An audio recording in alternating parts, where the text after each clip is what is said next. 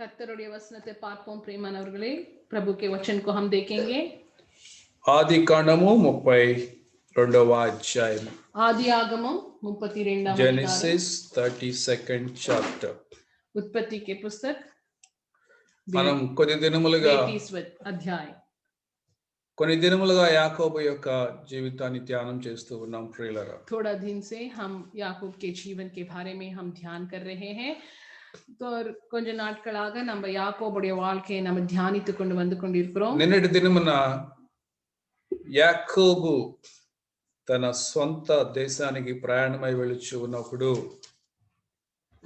ఏశావు ఆ సమాచారము తెలుసుకుని 400 మంది జనమును తీసుకుని ఏశావును యాకోబును ఎదుర్కోవడానికి వస్తూ ఉన్నప్పుడు ప్రియులారా, நேத்து நம்ம பார்த்தப்போ ஈசா வந்து அவனுடைய தம்பி யாக்கோப சாவடிக்கிறதுக்காக 400 பேரை போட்டு அவன் ஓடிக்கொண்டு வந்து கொண்டிருக்கிறான். యాకోబు ఆ సమాచారం విన్నప్పుడు తనకు ఎంతో భయం కలిగింది, ఆందోళన కలిగింది ప్రియులారా. याकूब को मार डालने के लिए उनके भाई ईसो 400 लोग लेके आ रहे थे. जब उन्होंने इसको सुना उनको बहुत घबराया. அவன் கேட்டபோது ஈசோ ரொம்ப பயந்தார். తన భయములో ఆందోళనలో యాకోబు దేవుని సన్నిధికి వెళ్ళినాడు. அவருடைய பயத்துல கவலையில அவர் கர்த்தருடைய சன்னிதானத்துக்குள்ள சென்றார். उनका भाई डर के बीच में प्रभु के सन्निधि में गए.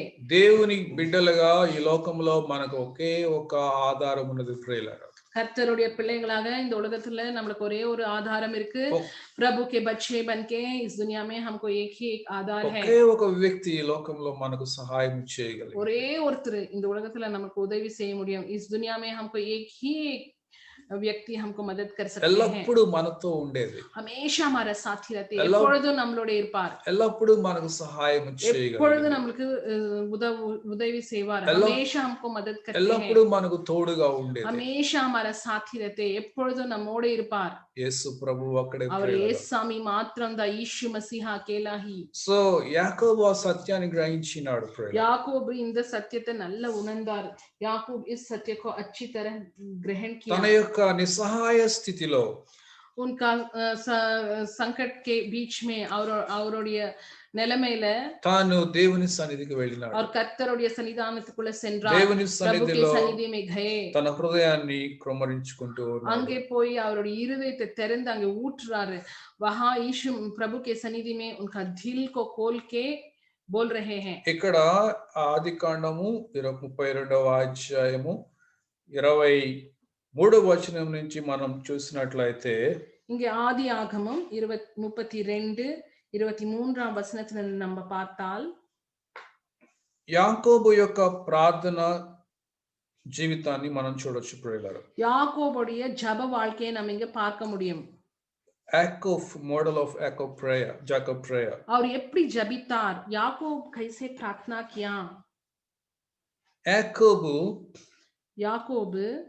24వ వచనంలో యాకోబు ఒక్కడు మిగిలిపోయిను, ఒక నరుడు తెల్లవారు వరకు అతనితో పెనుగులాడెను. இங்கே நம்ம பார்த்தால் எல்லாருமே சென்று விட்டார், அவர் தனியா இருந்தார். యాకోబు ఒంటరిగా దేవుని సన్నిధిలో పెనుగులాడుతూ ఉన్నాడు ప్రియులారా. அவர் தனியா கர்த்தருடைய சன்னிதானத்துல போராடி கொண்டிருக்கிறார். హల్లెలూయా, హల్లెలూయా. దేవుని బిడ్డలు ఒంటరిగా దేవునితో சகவாசம் చేయాలి ప్రియులారా. கர்த்தருடைய பிள்ளைகள் தனியாக அவருடைய சன்னிதானத்துல ஜெபம் செய்யணும். परमेश्वर के बच्चे उनके सन्निधि में अकेला जाके प्रार्थना करना है. దేవునితో ఒంటరిగా గడపడం నేర్చుకోవాలి. தனியா கர்த்தரோட நம்ம சமயத்தை செலவழிக்கணும். हम अकेला जाके प्रभु के सन्निधि में समय बीतना है. When you spend time with God alone, இப்படி நம்ம கர்த்தருடைய சன்னிதானத்தை தனியா போய் செலவழிக்கிறப்போ, जब हम प्रभु के सन्निधि में जाके अकेला प्रार्थना నీవు ఒంటరిగా దేవునితో సమయాన్ని గడుపుచున్నప్పుడు నీ యొక్క క్యారెక్టర్ అనేది షార్పెన్ చేయబడుతుంది, మౌల్డ్ చేయబడుతుంది. உன்னுடைய அந்த புத்தி மாறுகிறது, நீ ரொம்ப தெளிவாகிற, तुम्हारा बुद्धि बदलते हैं और बहुत तुम अच्छा बन जाते हैं। సో ఇక్కడ యాకోబు మోసగాడు వలె ఉన్నప్పటికీ இங்கே யாக்கோब ஒரு ஏமாற்றக்கூடியவனா இருந்தாலும் దేవు यहाँ याकूब बहुत बुरा करने वाले आदमी होने पर भी దేవుని సన్నిధిలో తాను సమయాన్ని గడుపుచూ ఉన్నప్పుడు இங்கே கர்த்தருடைய சன்னிதானத்துல தனியா செலவழிக்கிறப்போ परमेश्वर के सन्निधि में अकेला जाके प्रार्थना करने के समय में తనలోనికి నూతన స్వభావము రావడం చూసినాడు. அவருக்குள்ள ஒரு புது சுபாவம் வருகிறது அவர் பார்த்தார். उनमें एक नया स्वभाव और बुद्धि आ रहे थे. దేవుని స్వభావము తనలోనికి రావడం அது ప్రారంభమైంది. தேவனுடைய स्वभावமே அவருக்குள்ள வர ஆரம்பிச்சு. परमेश्वर की स्वभाव ही उनमें आने लगे. బైబిల్ చెప్తూ ఉన్నది ఎవడైనను క్రీస్తునందు ఉన్న ఎడల వాడు నూతన సృష్టి பாத்தவி கதிஞ்சினு இதிகோ சமஸ்தமு கிரத்தவாயினு. பைபிள் என்ன சொல்லுகிறது? யாராவது கிறிஸ்துக்குள்ள இருந்தால் அவன் ஒரு புது சிருஷ்டி, பழையவைகள் எல்லாமே அது கடந்து சென்று விட்டது, எல்லாமே புதிதானது அப்படின்னு பைபிள்ல போட்டிருக்கு. ఇక్కడ యాకోబు దేవుని సన్నిధికి ఒక మోసగాడుగా వెళ్ళి ఇజ్రాయేలుగా తిరిగి వచ్చినాడు. இங்கே நம்ம பார்த்தால் யாக்கோப் கர்த்தருடைய சன்னிதானத்துக்குள்ள ஒரு ஏமாற்ற கூடவனாய் சென்றாலும் அவர் அங்கிருந்து வரப்போ इस्राएला मारी वरार.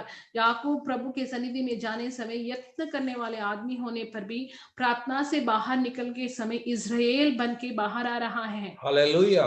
पौल చెప్తూ ఉన్నాడు I have crucified with Christ. నేను క్రీస్తుతో సిలువ వేయబడినాను. பவுல் என்ன சொல்றாருன்னா கிறிஸ்துவோடு நான் சிலுவையில அறையப்பட்டிருக்கிறேன். मैं यीशु मसीह के साथ क्रूस में मर गया हूं. నా పాత జీవితము క్రీస్తులో చనిపోయింది. என்னுடைய பழைய வாழ்க்கை இயேசுக்குள்ள மரித்து போனது. मेरा पुराना जीवन प्रभु यीशु मसीह में मर गए. ఎందుకంటే పౌలును చూసి అనేక మంది భయపడినారు ప్రియులారా. ஏனால் பழைய பவுலை பார்த்தால் நிறைய பேர் क्रिश्चियंस பயந்தாங்க. ये पौलुस को देखेंगे तो क्रिश्चियन लोग सब उनसे डरते थे. ఎంతో మంది క్రైస్తవులను దేవుని బిడ్డలను హింసించినాడు పౌలు. நிறைய பேர் क्रिश्चियंस அவரை हिंसा பண்ணி அவங்களை ரொம்ப தொந்தரப்படுத்தினார். क्रिश्चियंस को बहुत हिंस करके उनको बहुत समस्या दिया.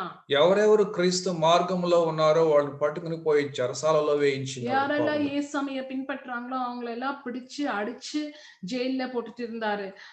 यीशु मसीह को पीछे करने वालों को पकड़ के मार के जेल में डाल रहे थे. అయితే प्रभु को जानने के पहले ఆయన క్రీస్తు ద్వారా సంధింపబడిన తరువాత ஆனால் கர்த்தர் அவரை சந்தித்த பிறகு परमेश्वर उनसे मिलने के बाद నూతన సృష్టిగా మార్చబడినాడు. ஒரு புது சிருஷ்டியா மாறிட்டாரு.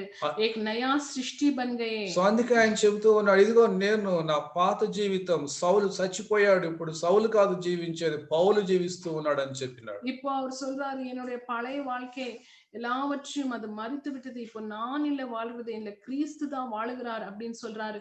पौलुस बोल रहे हैं मेरा सब पुराना जीवन मर गए अब नया जीवन मैं ये जीवन में प्रभु यीशु मसीह मुझ में जीवित कर रहा है. క్రీస్తు యేసులో ఉన్న నీవు నేను కూడా నూతన సృష్టి ప్రియులారా. இயேசு சுவாமிக்குள்ள இருக்கிற நீனும் நானும் ஒரு புது सृष्टिया இருக்கிறோம்.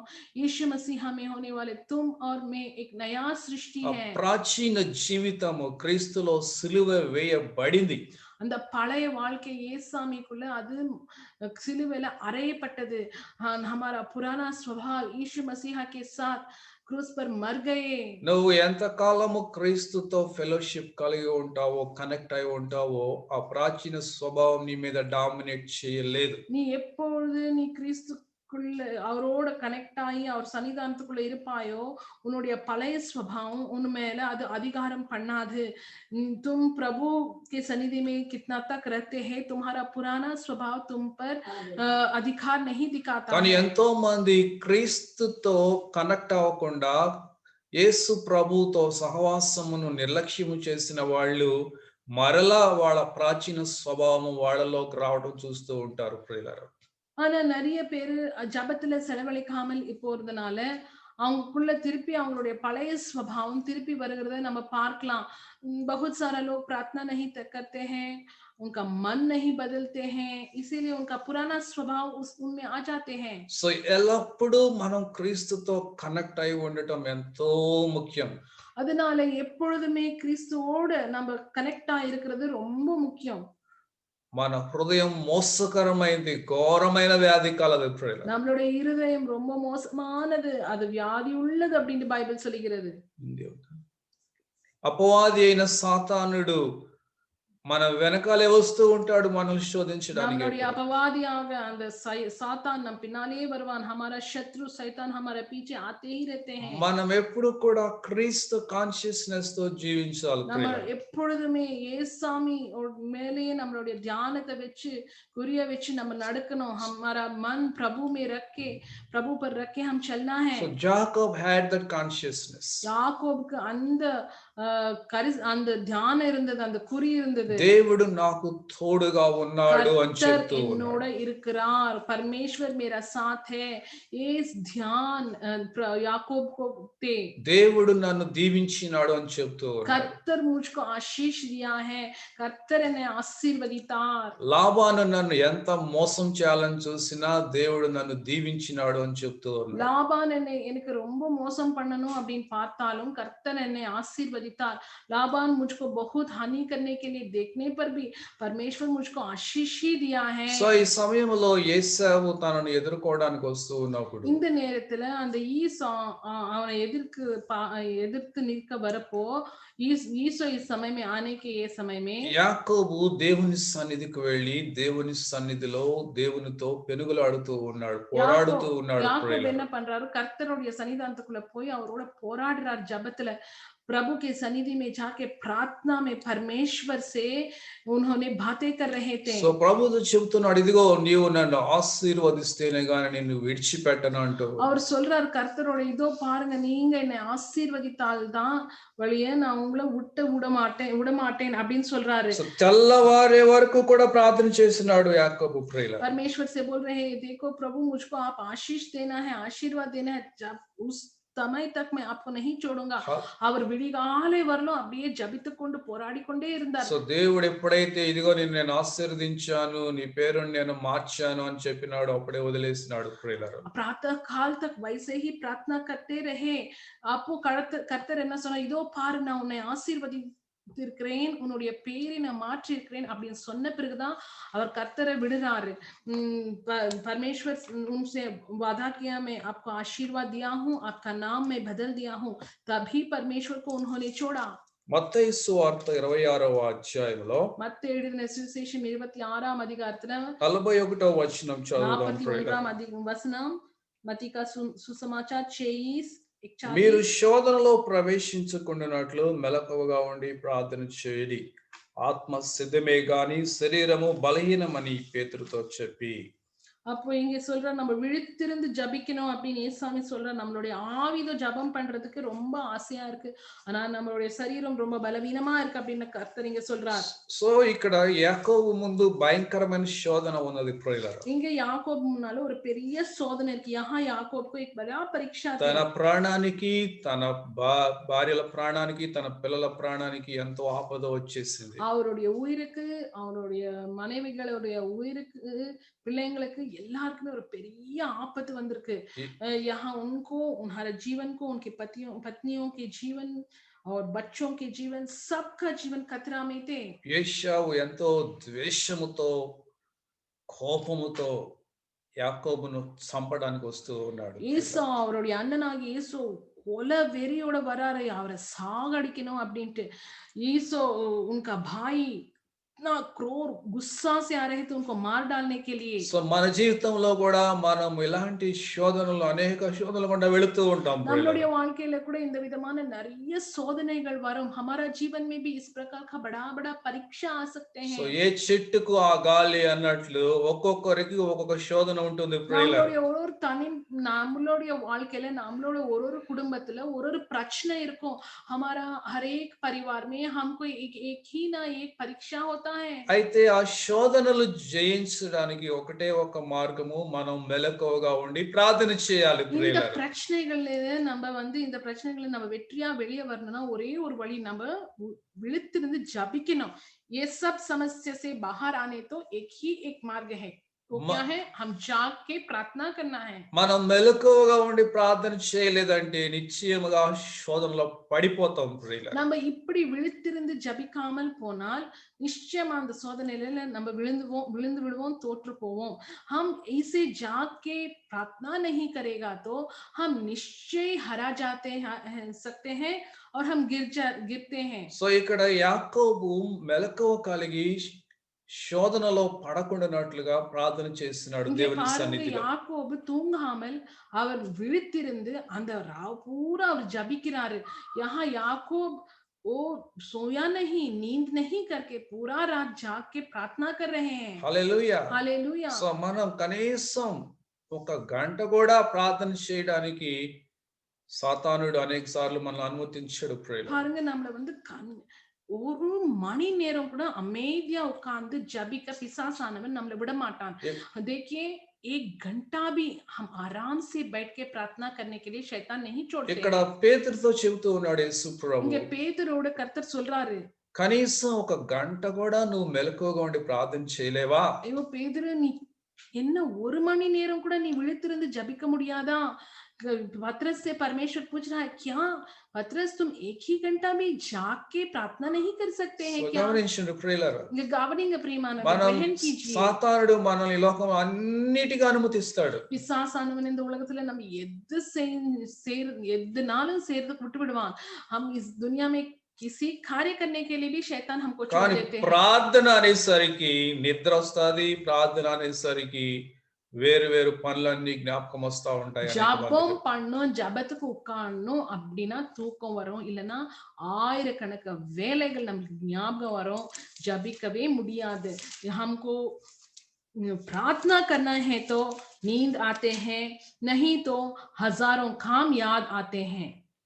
మత్తయి సువార్త 7వ అధ్యాయం 7వ వచనంలో मत्ती का సుసమాచార్ 7 7వ వచనం చదువుదాం ప్రియులారా. మత్తయి எழுதின సువిశేషం 7:7. అడుగుడి మీకు ఇయ్యబడును, వెదకుడి మీకు దొరుకును, తట్టుడి మీకు తీయబడును. అడుగు ప్రతివాడును పొందును, వెదకువానికి దొరుకును, తట్టువానికి తీయబడును. என்ன போட்டிருக்கு? கேளுங்கள் கொடுக்கப்படும், தட்டுங்கள் திறக்கப்படும், தேடுங்கள் கண்டடைவீர்கள் அப்படின்னு பைபிள்ல போட்டிருக்கு. यहाँ क्या लिखा है? मांगेगा तो అడుగుడి మీకు ఇయ్యబడును అంటూ ఉన్నాడు ప్రభు. मांगो तो तुम्हें दिया जाएगा, వెదకుడి మీకు దొరుకును అంటూ, ढूंढो तुमको पाओगे, తట్టుడి మీకు తీయబడును అంటూ, खटखटाओ तो तुम्हारे लिए సో అడుగు ప్రతివాడును పొందును, क्योंकि जो कोई मांगता है उसे मिलता है, వెదకువానికి దొరుకును, తట్టువానికి తీయబడును और అంటూ. जो ढूंढता है वह पाता है, और जो खटखटाता है उसके लिए खोला जाएगा. సో ప్రభువే చెప్తూ ఉన్నాడు ప్రియులారా, இங்க கர்த்தரே சொல்றாரு, అడుగుడి మీకేం కావాలో கேளுங்கள், உங்களுக்கு என்ன வேணுமோ நீங்க கேளுங்க, అది మీకు ఇయ్యబడుతుంది அது అంటూ உங்களுக்கு ఉన్నాడు. கொடுக்கப்படும். హల్లెలూయా. हालेलुया. సో దేవుడు అబద్ధం ఆడడం అసాధ్యం கர்த்தர் ప్రియులారా. कोई சொல்ல माटार. परमेश्वर बोल रहे मांगो तो तुम्हें दिए जाएगा. 9వ వచనంలో చూసినప్పుడు 9వ వచనத்துல நம்ம దేవుని యొక్క ప్రేమను ఇక్కడ మనకు చూపిస్తూ ఉన్నాడు. கர்த்தருடைய அன்பு இந்த வசனத்துல நம்மளுக்கு கர்த்தர் காட்டுறார். परमेश्वर हमसे कितना प्यार करते हैं ये 9 वाला वचन में. మీలో ఏ మనుష్యుడైనను తన కుమారుడు తన్ను రొట్టెను అడిగిన ఎడల వానికి రాతినిచ్చునా, చేపను అడిగిన ఎడల పామునిచ్చునా, మీరు చెడ్డవారయుండియు మీ పిల్లలకు మంచి ఈవులని ఎరిగి ఉండగా పరలోకమందున మీ తండ్రి తను అడుగు వారికి అంతకంటే ఎంతో నిశ్చయముగా మంచి ఈవులను ఇచ్చును. హల్లెలూయా. సో మీలో ఎవడైనా తన కుమారుడు తన రొట్టెను అడిగితే రాతినిస్తాడా చెప్పండి? இங்க கர்த்தர் கேக்குறாரு, உங்கள யாராவது உங்களுடைய பையன் வந்து எனக்கு ரொட்டி வேணும் அப்படின்னு கேட்டால் நீங்க வந்து கள்ள கொடுப்பீங்களா? तुम्हें से ऐसे कौन मनुष्य है कि यदि उसका पुत्र उससे रोटी मांगे तो वह उसे पत्थर दे? చేపను అడిగితే పామునిస్తాడా? मीन கேட்டால் பாம்பு கொடுப்பாங்களா? या मछली मांगे तो उसे सांप दे? సో ప్రతి తండ్రి కూడా వారి పిల్లలకి మంచి ఈవులను ఇవ్వడానికి ఆశపడతాడని చెప్తూ ఉన్నాడు. கர்த்தர் ஒரு தகப்பனும் அவங்களுடைய பிள்ளைங்களுக்கு நல்ல ஈவுகள் தான் கொடுக்க ஆசைப்படுறாங்க. हर एक पिता उनके पुत्र को अच्छा कार्य ही देने देखते हैं. కానీ మా పరలోకపు తండ్రి అంతకంటే మంచి ఈవులను మనకి ఇవ్వడానికి ఆశపడుతూ ఉన్నాడు. ஆனால் நம்மளுடைய பரலோக தகப்பன் இந்த விட இன்னும் உத்தமமான இன்னும் சிறந்த காரியங்கள் நமக்கு கொடுக்க ஆசைப்படுறார்.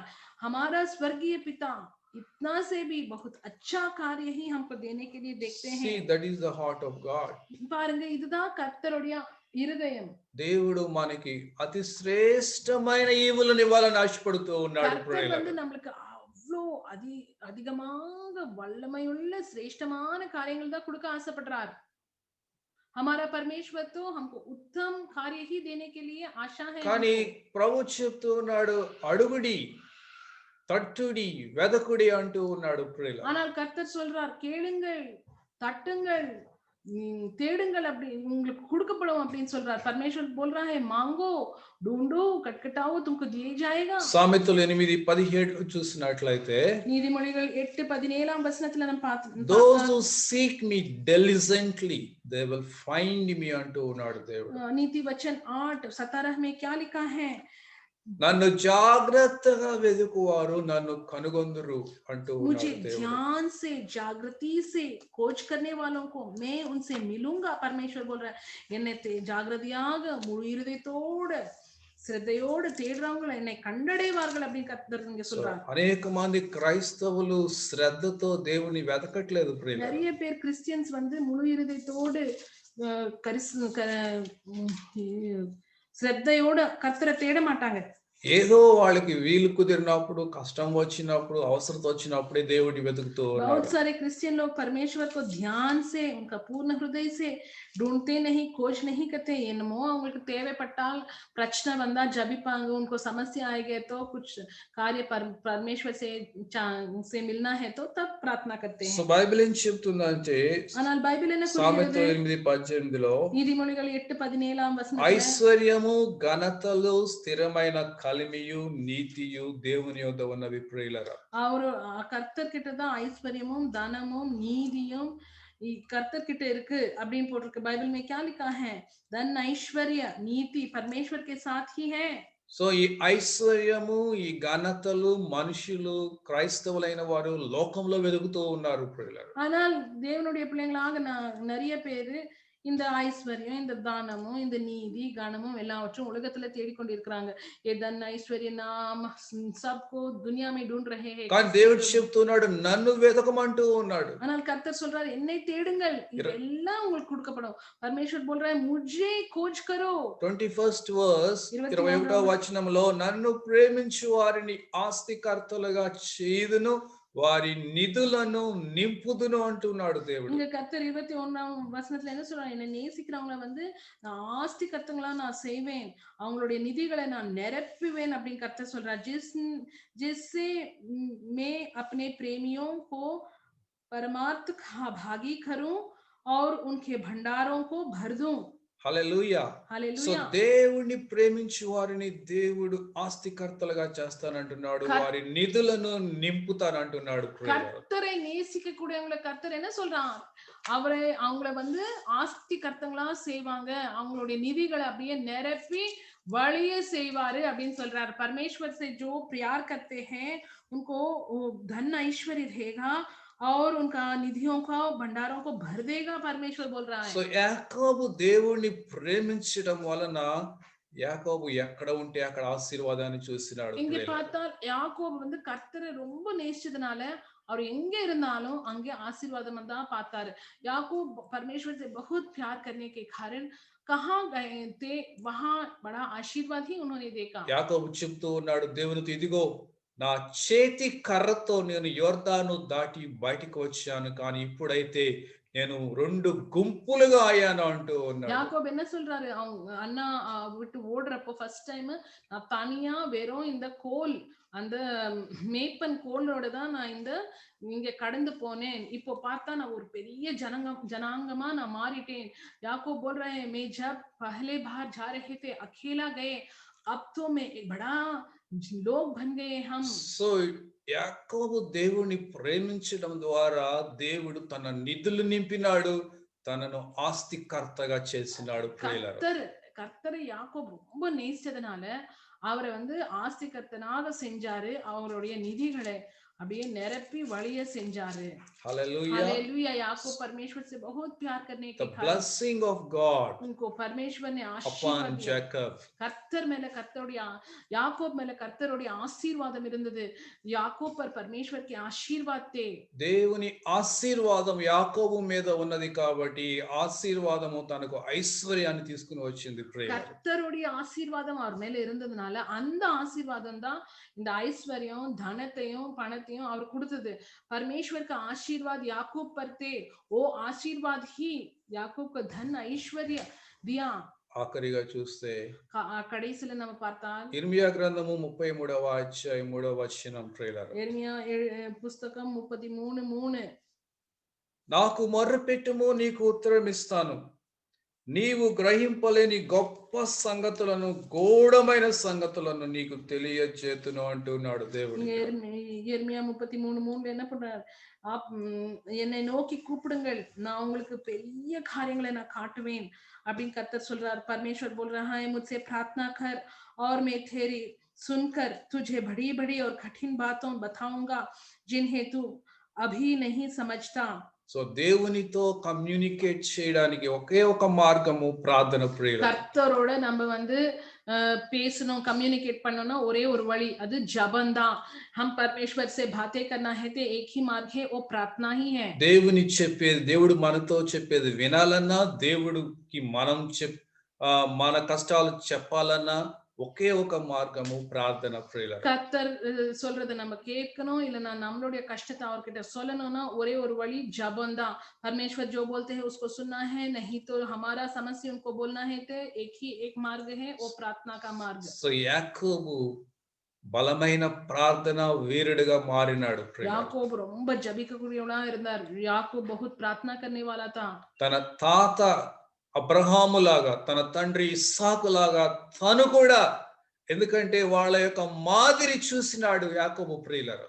அவங்களுடைய தாத்தா அப்ரஹாம், இஸ்சாக்கு போல அவங்க போலயே அவருடைய அந்த மாதிரியை பார்த்து இவரும் பின்பற்ற ஆரம்பிச்சிட்டாரு।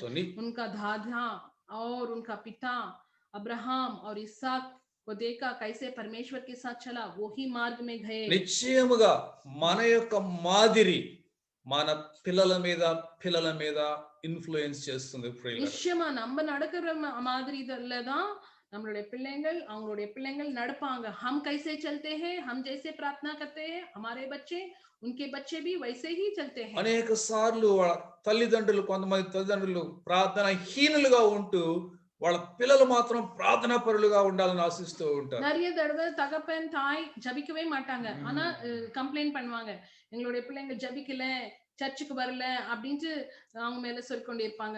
बहुत सारे माँ बाप प्रार्थना नहीं करते हैं, लेकिन बच्चों पर बोलते हैं ये प्रार्थना नहीं करते हैं, वचन नहीं सुनते हैं। So మన words will not change children, dear friends. நம்ம சொல்றதை வச்சு பிள்ளைங்க மாற மாட்டாங்க, हम बोलने से बच्चे नहीं बदलेगा। మన జీవితమే వాళ్ళని మార్చేది. நம்மளுடைய வாழ்க்கை தான் அவங்கள மாற்றும்। हमारा जीवन वो उदाहरण ही उनको बदलते हैं। ప్రార్థన చేస్తాం. நம்ம ஜெபிப்போம், हम प्रार्थना करेंगे। ప్రేమగల తండ్రి, కృపగల దేవా, మాకు ఇచ్చిన ఈ మంచి సమయమును బట్టి మీకు వందనాలు, స్తోత్రములు. యాకోబు జీవితము మాకెంతో మాదిరిగా, సవాలుగా, ఆశీర్వాదముగా మీరు చేస్తూ ఉన్నారు తండ్రి. యాకోబు జీవితం ద్వారా మాతో మాట్లాడుచున్నారు ప్రభువా, మీకు వందనాలు, స్తోత్రములు.